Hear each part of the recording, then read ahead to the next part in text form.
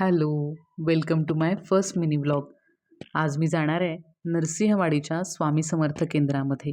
किती दिवसापासून ठरवलं होतं, पण आज तो योग आला. गेल्या गेल्या तिथं माझ्या शाळेतले कदम सर भेटले. निस्सीम दत्तभक्त. त्यांना नमस्कार केला आणि औदुंबराला प्रदक्षिणा घातली. स्वामींचं केंद्र पाहिलं. मनोमन हसले. खूप बरं वाटलं. खूप दिवसांपासून इथे यायची इच्छा पूर्ण झाली. ती माझ्या कुरुंदवाडच्या लाडक्या बहिणींच्यामुळे. एक एक पायरी चढताना मन शांत होत होतं. डोक्यातले सगळे विचार थांबत होते. मन प्रसन्नतेनं भरून आलं होतं. ही स्वामींचीच किमया म्हणावी ना. आणि त्यानंतर इथलं वातावरण अनुभवलं. सुंदर, प्रसन्न आणि निर्मळ, मनाला ऊर्जा देणारं.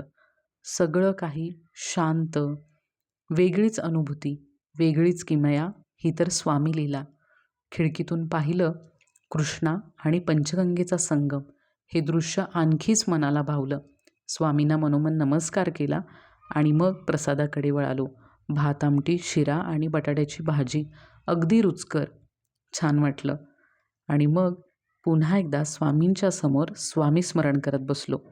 तिथे व्हिडिओ करण्याची परमिशन नाही, त्यामुळं तो केला नाही. पुढे वाडीत येऊन श्री दत्तप्रभूंचं दर्शन घेतलं. आपल्या सर्वांचा आराध्य दैवत, माझे गुरु. डोळे भरून आले. कंठ दाटला. आत्ताही तशीच अवस्था होती आहे, पण मनाला थांबवते आहे.